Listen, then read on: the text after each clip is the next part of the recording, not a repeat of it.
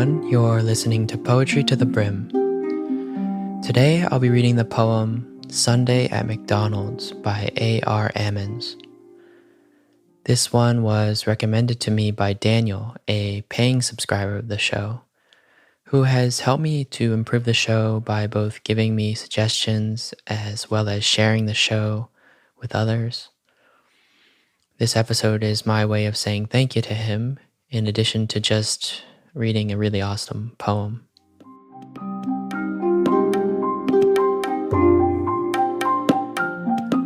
Sunday at McDonald's by A.R. Ammons.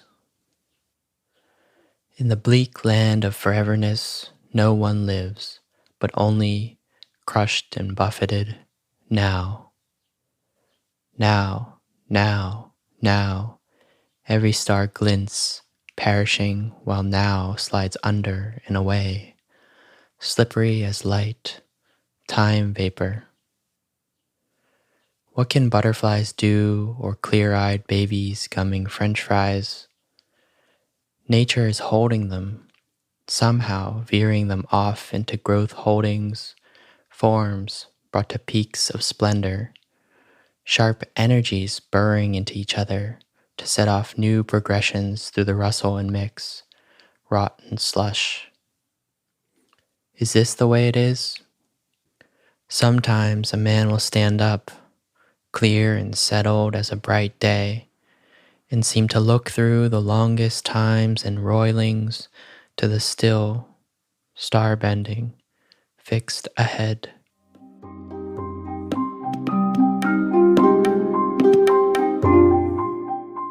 So the first thing that struck me about this poem was how it takes place in a McDonald's, but really blows up beyond into a landscape of existential and cosmic proportions.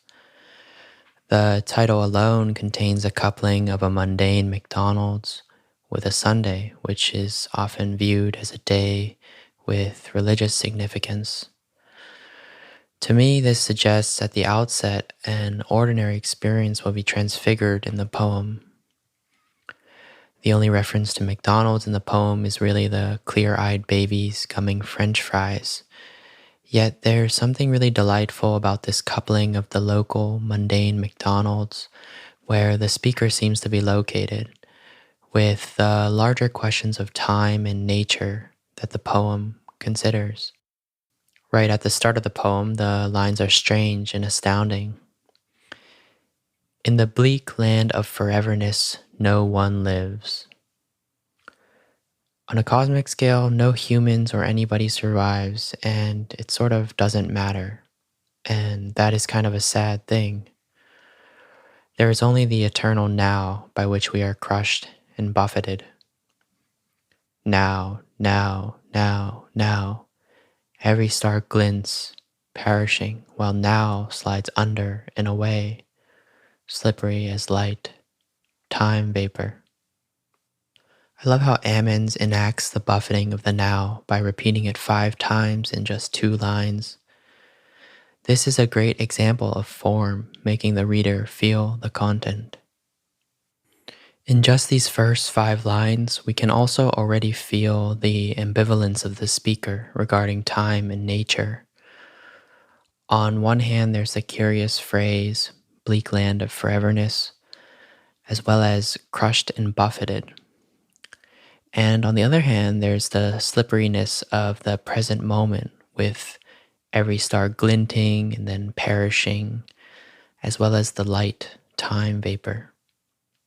There's a tonal contrast here between hopelessness and hope, which helps to suggest the 2 possible senses in which life can be viewed.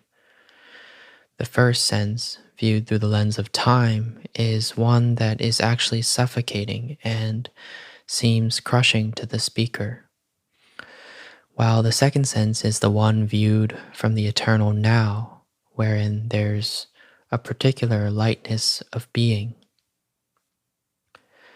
The poem goes on to say that everything abides according to nature's laws.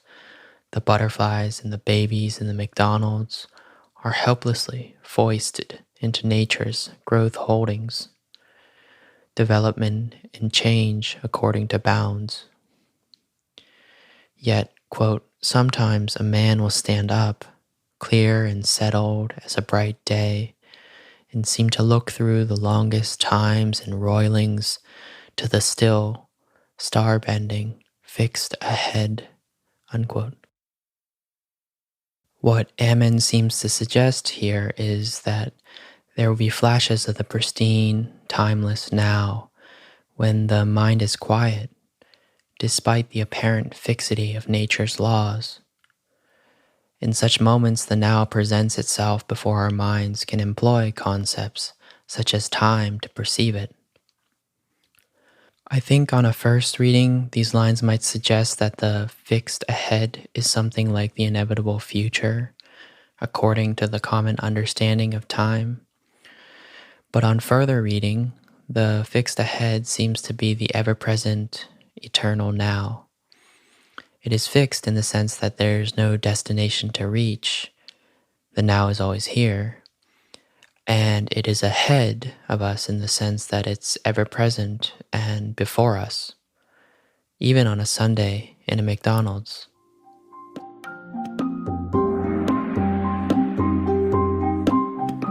Sunday at McDonald's by A.R. Ammons. In the bleak land of foreverness, no one lives, but only crushed and buffeted now. Now, now, now, every star glints, perishing while now slides under and away, slippery as light, time vapor. What can butterflies do or clear-eyed babies gumming French fries?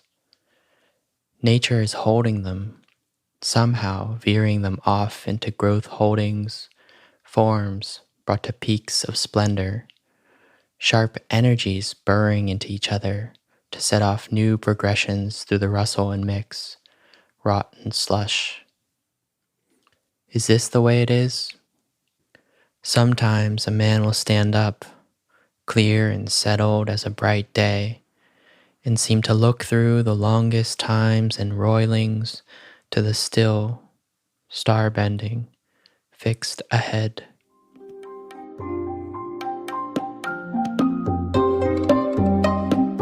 Thanks for listening to Poetry to the Brim. If you enjoyed the show, please share it with a friend or two who might also enjoy it. If you read the poem differently and would like to share your thoughts with me, or just have general suggestions about the show, I'd love to hear them. Feel free to message me on Twitter or Instagram at ACYANLIGHT, or email the show at poetrytothebrim@gmail.com. Also, you can find a full transcript of the episode on the website at podcast.poetrytothebrim.com.